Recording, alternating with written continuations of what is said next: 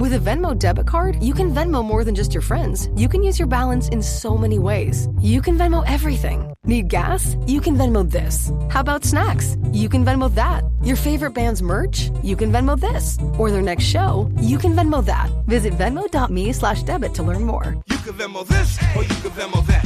You can Venmo this, or you can Venmo that. You can Venmo. The Venmo MasterCard is issued by the Bancorp Bank N.A. pursuant to license by MasterCard International Incorporated. Card may be used everywhere MasterCard is accepted. Venmo purchase restrictions apply. This episode is brought to you by Amazon Prime. From streaming to shopping, Prime helps you get more out of your passions. So whether you're a fan of true crime or prefer a nail-biting novel from time to time, with services like Prime Video, Amazon Music, and fast free delivery, Prime makes it easy to get more out of whatever you're into or getting into. Visit Amazon.com/Prime to learn more. This episode is brought to you by State Farm. Knowing you could be saving money for the things you really want is a great feeling. Talk to a State Farm agent today to learn how you can choose to bundle and save with the Personal Price Plan. Like a good neighbor, State Farm is there.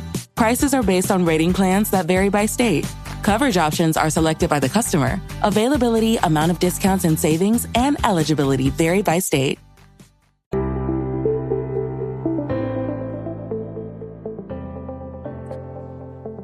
Hello and welcome to the Paddock and The Pavilion with me, your host, Stephen Wallis. Regular listeners will know that we've recently been following the journey of my home county, Cambridgeshire, in the brand new Women's T20 County Cup. A Tier 3 side who made an inspiring run to the last 16 in what's been called the FA Cup of women's cricket. In this episode, we're completing that story with a special guest. Ellie Threlkeld, captain of the side that stormed to success on Bank Holiday Monday, the 26th of May at Taunton. Ellie led Lancashire to a dramatic 3-wicket victory over the Blaze in the semi-final before going on to lift the trophy with a 32-run win against Surrey in the final. You'll hear Ellie's reaction to that memorable day, her thoughts on the new competition and her reflections on how the season is shaping up for Lancashire Thunder. Hello, Ellie. Thank you for agreeing to talk about Lancashire Thunder's win in the first T20 County Cup final. No problem. It was a very special day, one I'll remember for a long time. It's a long day, though, isn't it? Yeah, I guess finals day, 3 games in a day, back-to-back T20s, never easy. But I think we had the better run by playing the semi, then straight into the final, like taking all that momentum straight into the final. And I think sometimes that break in the middle can kill you a little bit. So, definitely, in my opinion, had the better run of games. So did you not arrive straight away then? No, we had a bit of a chilled morning, went and grabbed a coffee and then watched second half of the first semi and started our prep for our game. So pretty relaxed start to the day, which is nice. A first trophy for Lancashire for quite a while. Yeah, well, ever as our sort of new professional setup, really. So, it was a real special day, and I feel like probably a few years in the making, really. I feel like when we started this journey back with Paul Shaw in 2020, I think it was, spoke quite a lot about having a 5-year plan and building towards sort of silverware, and it feels a little bit like that trophy was a reward for the hard work over the last few years, really. So, real special day, really proud of the girls, and nice to get some silverware. A big boost for the rest of the season as well. Yeah, definitely. I think we'll obviously take a lot of confidence from that, and feels like we've started the season well in both formats, and I think momentum's pretty key in a cricket season. It feels like we've got a bit of that now, to sort of beat 2 of the best teams on finals day, Blaze and Surrey. Confidence will take into this last competition, which we've still got a lot of cricket to play. So, really, really pleased with the performance on the day, and really proud of all the girls. Let's just go back a bit and talk about your route to the final. Lancashire joined the competition in the last 16 when you played Glamorgan, a Tier 2 side. What are your reflections on the opening game? Yeah, I feel like cricket's a weird sport where actually if a side turns up on a day, anyone can beat anyone, really. Only takes one player to have a day out in T20 cricket.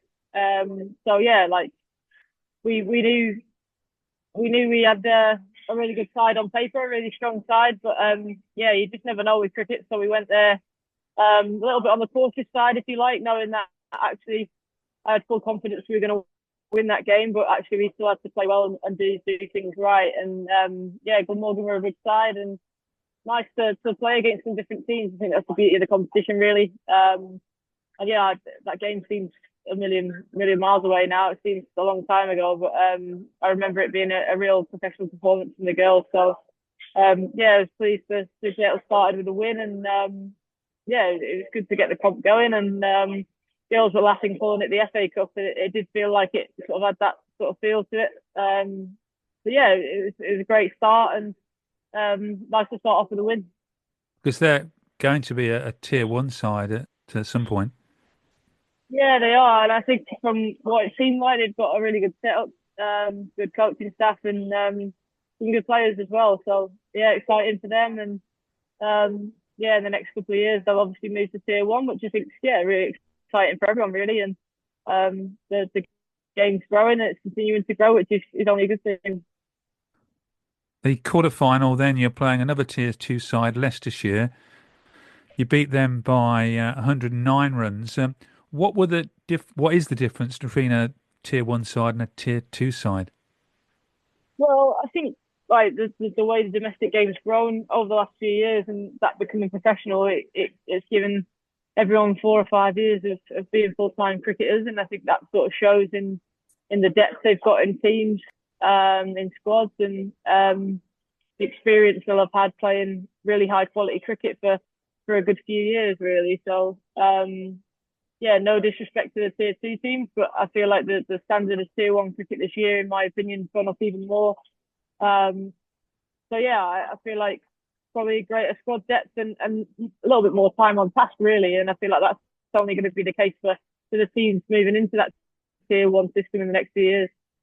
Were there some young players in both the Glamorgan and Leicestershire sides to look out for? Yeah, I feel like absolutely.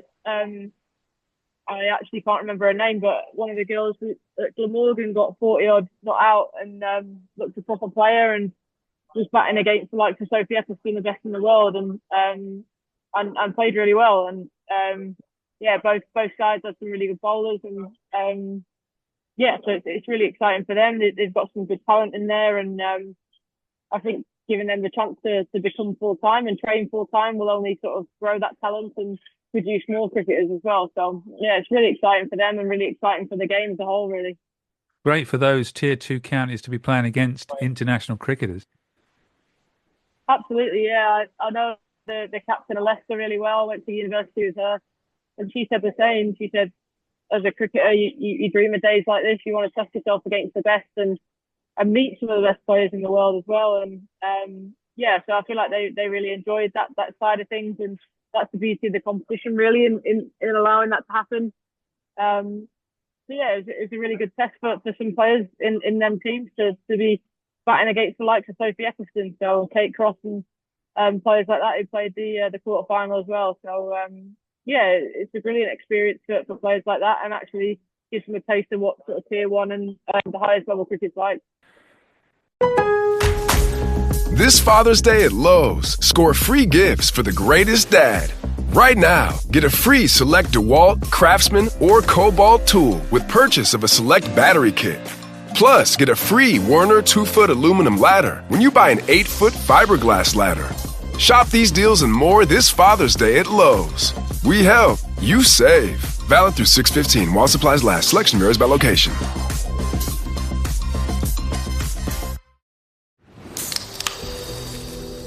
When you're on the go and it's time to refresh your energy, grab an ice-cold Celsius, where 0 sugar, 7 essential vitamins, and proven ingredients meet pure refreshment. Unlike traditional energy drinks, each sip of Celsius is a perfect balance of flavor and function. So whether you're hitting the gym, the office, or your next adventure, grab a Celsius at your local retailer or visit Celsius.com to learn more. The new McCrispy Strip is here. Dip approved by ketchup, tangy barbecue, honey mustard, Sprite, McFlurry, Big Mac sauce, double dipped in buffalo and ranch, more ranch, and creamy chili McCrispy Strip Dip. Now at McDonald's. Ba-da-ba-ba-ba. Moving on then to finals day, how confident were you when you arrived? The team had been playing well leading up to the day at Taunton. I was pretty confident. I feel like, yeah, we've played some real high quality cricket this year, particularly in the 50 over stuff.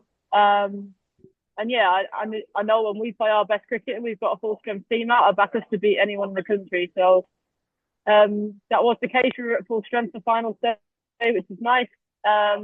And yeah, we were coming up against two really good teams. And like I said, we had to play our best cricket on the day. And I feel like we really did that. Like, there was obviously a couple of things we got wrong, particularly in that semi, couple of early run outs put us on the back foot a little bit. But yeah, like, so proud of the girls to get over the line in both of those games and show some real smart cricket at times and real maturity in the way we played.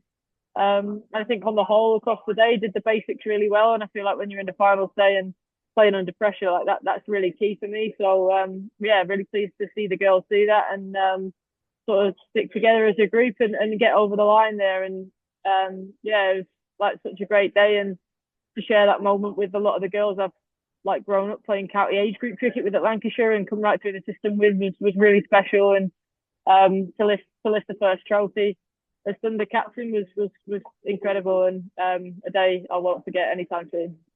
Just going back to the semi-final, it was a very tight game, and dare I say, the skipper steered the side home. Yeah, obviously, always nice to contribute, and I've sort of found a newer role in the middle order this year, and I'm really enjoying that. I'm really enjoying that responsibility to try and get us over the line in games.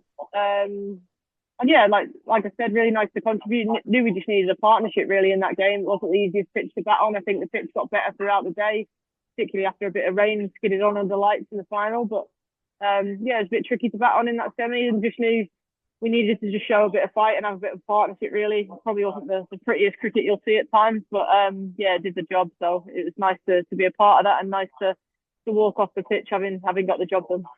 You must have been a bit worried at 19 for 3. Yeah, a little bit. Like we spoke about actually the whole day on finals day. Probably made 2 poor decisions the whole day, and it was those 2 run-outs. And look, things like that can happen under pressure, and weird things can happen in final days. So yeah, as much as that was a little bit disappointing and a little bit nerve-wracking, yeah, the way we got through that sort of tough action, credit to Sarah Smale as well, the way she played was brilliant. And I think, yeah, it was a difficult chase in the end, but I think really pleased to get the job done. But I think the hard work was done in the first innings by the bowlers. Really bowled incredibly well and restricted them to quite a low score on that pitch. And it wasn't the easiest to bat on, but I still felt they were under par. And one thing the Blades are really good at, Kirsty Gordon in particular, a good friend of mine, is building pressure and squeezing in that second innings with the ball. And yeah, they did put us under the pump, but yeah, really pleased to sort of get through that and yeah, get over the line. Your opener, Tilly Kesterman, certainly put it right in the final. Absolutely, yeah. For a young player like that to come in and having not faced the ball in the semi-final and get run out, to then produce a performance like that under pressure on a big stage in the finals, like, was incredible to watch, and shows more probably about her character than her ability. We all know how good she is as a player, but to do that under that much pressure was very special to watch. And yeah, Tilly's a great girl, and like I said, don't doubt her ability one bit, and she's going to be a huge part of our squad going forward. So yeah, so pleased for her, and yeah, delighted to have posted that score in the final. We weren't quite sure whether that was enough. Probably looked like a lot of runs in comparison to the other games played on the day, but actually, yeah, like I said, the pitch got better as the day went on, and we still knew we had to bowl well in that second half to get over the line, and we did just that. I thought Kate Cross, Grace Potts, Sarah Norris were incredible with the ball. It was very much a seamless day, and yeah, they started us off really well, and to have the best bowler in the world on your team as well, Sophie Eccleston, to come in and finish things off. And I think we held her overs back to the end, and if you know she's got 3 out of the last 10 overs, and they've still got quite a big job to do, you're in a pretty comfortable place. So yeah, like, couldn't have been more pleased with the performance on the day, and held on her really well under pressure in the final, and got over the line, which was a great feeling. Yeah, it must be great having Sophie in the side. Yeah, definitely. She's a match winner, isn't she? She's the best in the world for a reason, and proved that throughout the competition, but particularly on finals day.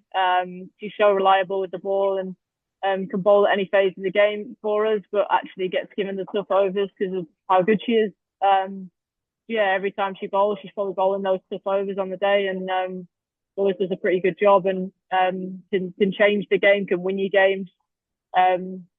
She's been a real asset for us. 11 wickets for 58 in the tournament. Yeah, it's a great effort, isn't it? I feel like just shows her quality, really. And like I said, to have those stats after actually bowling the tough overs in the comp as well, speaks for itself, really, doesn't it? So she's been brilliant. During the final, I felt watching the game, you squeezed them and they just kept losing wickets. Yeah, I think that was the case. I feel like we knew we had a score on the board to defend, which I think is a pretty good thing in the final. I think runs on the board and putting the team under pressure in the second half is the way to do it, in my opinion. And we definitely did that. Yeah, we kept chipping away, kept taking wickets, and although the pitch got better, it's still probably tough to start on. So having new batters coming to the crease regularly was put us in a great position, really. And nobody quite got going. And credit to the way we bowled and fielded as a unit, really. It felt like we were all together out there, and all 11 players played their part across the day, which is great to see. I've got to ask you, when you have that huddle in between the innings, what do you say in that huddle? Varies, really, from game to game and in situations. Before the final, I can't remember exactly what I said, but I would imagine it would have been along the lines of, we really need to do the basics well here. I feel like when you're under pressure like that and it's a big game, like, you don't want to go too far away from doing the basics really well and doing what we're really good at as a team. It was probably along the lines of staying calm and keeping your nerve and doing those basics really well, which I thought the group did brilliantly. Looking at the competition as a whole, a successful first year? Yeah, definitely. I think it was a great concept, and the girls were calling it the FA Cup because it had that sort of feel to it. And it was great. It's great to play some different teams, and knockout cricket's always fun. So it was really enjoyable to be a part of, and it was quite a short, sharp competition, but for us to win a trophy like that so early on in the season as well, it was a real boost for us, and I know all the girls really enjoyed being a part of it. So I'd say it was very successful, and you can see it growing year on year. So it's a brilliant concept. It certainly takes women's cricket all around the country, doesn't it? Yeah, it does, and like we spoke about before, it gives tier 2 teams that opportunity to compete with tier 1 teams, and jokes aside, this is exactly the same what happens in the FA Cup, isn't it? You see some upsets, you see people talk about that FA Cup magic, and I feel like that's very much the same in this competition, really. And I think as cricketers, we just want to play as much as possible, really, so it gives us an extra competition to be a part of, more cricket, another trophy to win. It's great, and the shorter format of the game is becoming the forefront of women's cricket, so to get even more exposure and experience in that area was great. And I think to have that comp before the Blast as well, it was great preparation for us. So competition was brilliant. We did have one shot with the Yorkshire Tier 2 knocking out Essex. Yeah, I think for me that wasn't really too much of a shock. I think Yorkshire have recruited really well, and they're going to be a Tier 1 team next year, and I think they're sort of leading the way in that front, really. They've got some really good players. Lauren Winfield Hill being a great example, they're a really good side. So it didn't surprise me one bit that they did pretty well in that comp. Looking forward to having them in multiples next year in the Tier 1 stuff. Oh, you get a Roses match then? I know, yeah. It feels like it's always a big game, and it just means that little bit more, and it's always a good contest. So looking forward to that next year. Will the tournament help identify young players as well? Because I know there's been players going out on loan from Tier 1s to Tier 2s and things like that. Yeah, I would imagine so. I think that the tier system is great for that, and the loan system is brilliant as well. Because if you've got players sat on the sidelines for weeks and months, and all of a sudden you need them, are they ready? Have they played enough cricket? So I think the loan system is a bit of a no-brainer, really. You can call them back at any time, and it just gives people the opportunity to play. And I think that's, as cricket, is what you want. yeah, I think it's a really good thing. And like we said before, it gives those tier 2 teams a chance to test themselves against some of the best players in the world. And I think if people can stand up and put their name in lights, then it's really good for their career. So it gives them that opportunity, which I think is really good. England were playing the West Indies on the same day as finals day. Do you think that shouldn't have happened, and all the England players should have been playing at finals day? Look, you can't really do anything about the international schedule, can you? It is what it is. I feel like we love having the England girls around. It adds even more sort of quality to the game, and yeah, you've got some of the best players in the world playing, and as a player, you want to test yourself against the best, and you want to play the best standard of cricket possible. So obviously in an ideal world, you'd want the England girls there. But like I said, you can't really do much about the international schedule, and yeah, enjoying watching some of the girls compete in that stage as well and doing really well. What are your reflections so far then on Project Darwin? There's plenty of cricket for you. Yeah, I think it's been brilliant. I think from our perspective at Lancashire, not loads has changed. Probably shows how well we've been supported by the club over the last few years. We've always really been Lancashire, so not much has changed from our perspective. But I definitely feel like the talent and the quality of cricket's increased this year. And I'm really enjoying like the start of the Blast stuff and it being sort of all the double headers and the sort of equality side of it with the men's been brilliant. And so yeah, I think it's been a real success, and looking forward to watching it sort of grow over the next few years, really. Because you've played a lot of your games at Old Trafford anyway, but you've played at more of the top grounds this season. Yeah, exactly that. And again, I think that shows how well we've been supported in the past. Like Old Trafford's always been home for us, which is great. The girls love playing there. But yeah, like I think we've got a couple of games at the Oval, for example, this year. I've never played domestic county cricket there, and yeah, so things like that show that actually, yeah, other teams are supporting their women's team just as much as the men now, which I think is brilliant. And yeah, you want to play the best standard of cricket against the best players at the best grounds possible, really. So yeah, I think we've seen some improvements this year, and it's great to see. And you've been playing against all the England players in the 50-over competition. Yeah, it's been great to have them around. Like I said, the standard of that competition's been brilliant this year. The scores are getting higher. From a batting perspective in particular, I feel like teams have got a lot more depth now. And yeah, like it's been great to have the England girls around, and we started that competition really well as a team, and we're sat in second now, I think, going to the break. So we're in a really good spot, and excited to return to that competition later in the summer.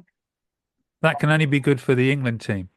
Yeah, definitely. And I think there's been a lot of comments this summer about actually like the standard of our domestic cricket not being too far off, if not better sometimes, than some of the international stuff. And I think that's a great thing for us domestic girls, but also for the England girls to come back and play a really good standard of cricket. And I know Charlotte Edwards and like the sort of New England staff are really keen on rewarding players who do well in domestic cricket, and I think that shows that actually now the standard is good enough to do that.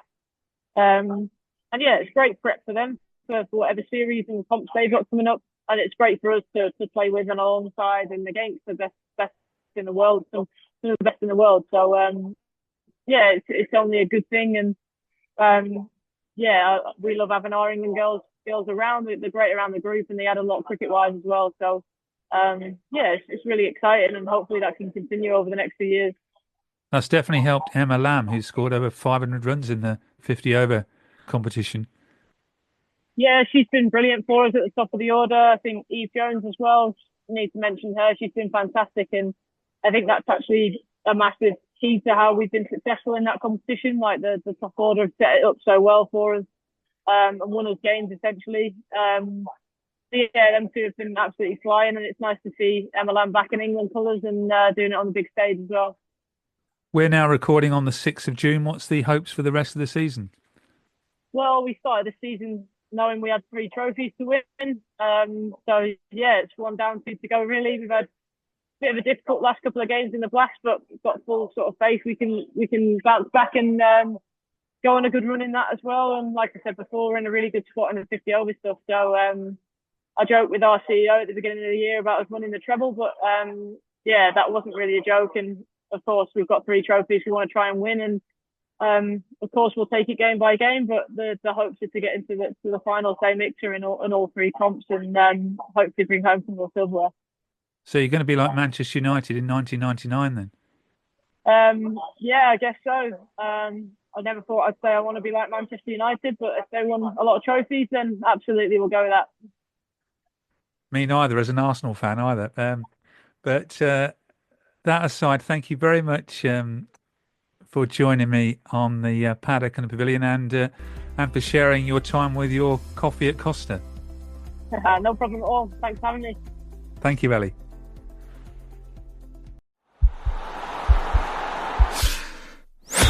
This podcast is part of the Sports Social Podcast Network.